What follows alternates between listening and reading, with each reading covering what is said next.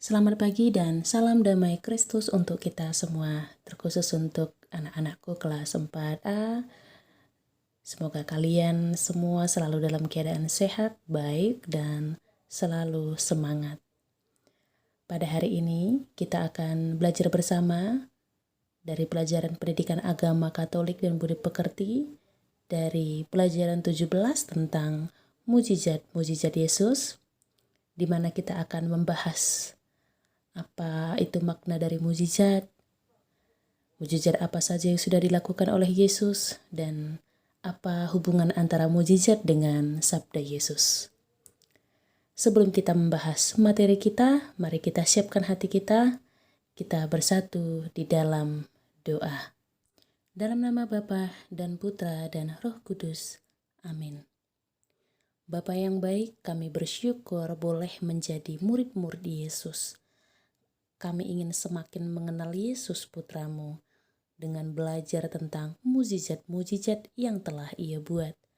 Semoga mujizat-mujizat itu semakin menguatkan iman kami.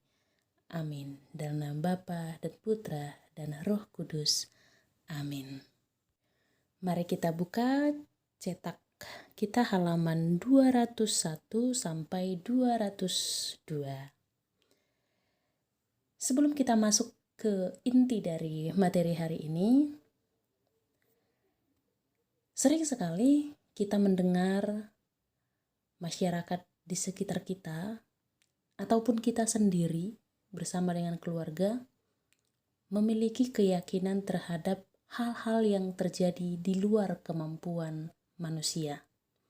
Misalnya, seseorang dinyatakan sembuh, padahal telah dinyatakan mengidap penyakit kanker yang tidak mungkin disembuhkan.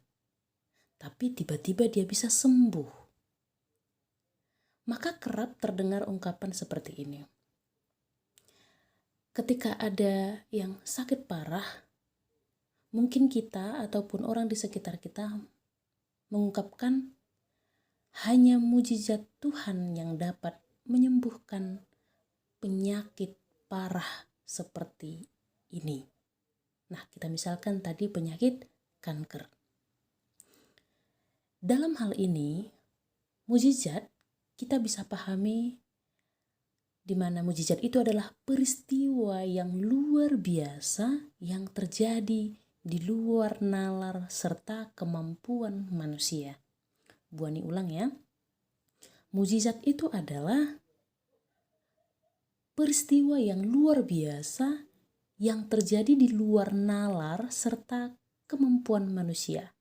Artinya di sini adalah sesuatu yang tidak bisa dilakukan oleh manusia.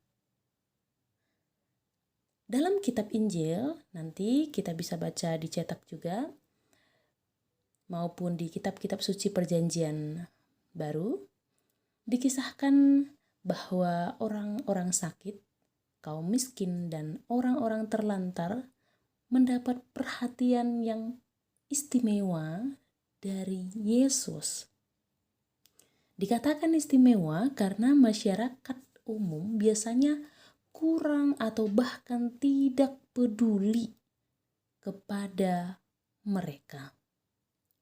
Lebih prihatin lagi, orang-orang sakit dan terlantar sering dipandang orang sebagai kutukan atas dosa-dosa mereka. Sehingga tidak jarang mereka bahkan dijauhi, bahkan dikucilkan oleh orang-orang di sekitarnya. Disinilah perhatian Yesus dipandang istimewa karena Yesus mengunjungi, menyapa, bahkan menyembuhkan mereka. Misalnya pada kisah Bartimeus, pengemis buta sejak lahir. Dalam hal ini, Yesus memberi pandangan baru bahwa orang sakit dan menderita sangat dikasihi Allah. Hal ini tercermin pada jawaban Yesus atas pertanyaan muridnya. Rabi, siapakah yang berdosa? sehingga orang ini lahir dalam keadaan buta.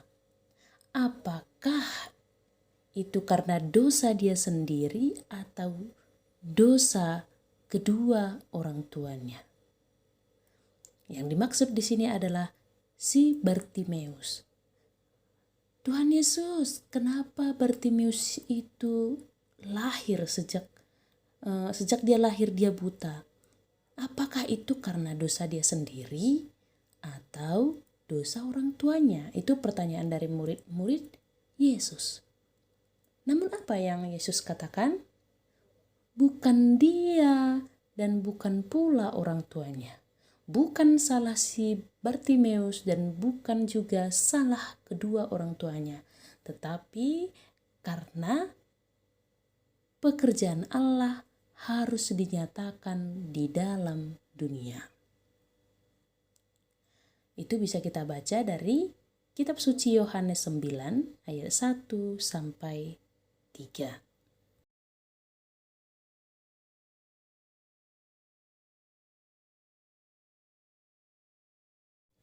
Mujizat sebagai tindakan keilahian Yesus juga terjadi pada saat seorang perwira memohon Yesus untuk menyembuhkan hambanya. Pada peristiwa itu, hamba tersebut sembuh bukan karena Yesus datang ke rumahnya, tetapi iman perwira tersebut. Hal itu tercermin pada kata-katanya, "Tuan, aku tidak layak menerima Tuhan di dalam rumahku. Katakan saja sepatah kata, maka hambaku itu akan sembuh." Selain kuasa ilahi, iman merupakan syarat utama bagi terjadinya suatu mujizat. Jadi kalau kita tidak beriman kepada Tuhan, mujizat tidak akan terjadi. Sabda atau kata-kata Yesus diwujudkan di dalam tindakan nyata. Sebaliknya, tindakan atau mujizat Yesus menguatkan kata-katanya. Nah, melalui pelajaran ini tentang mujizat-mujizat Yesus, pelajaran 17 ini, kita semua diajak untuk semakin mengenal sosok pribadi Yesus.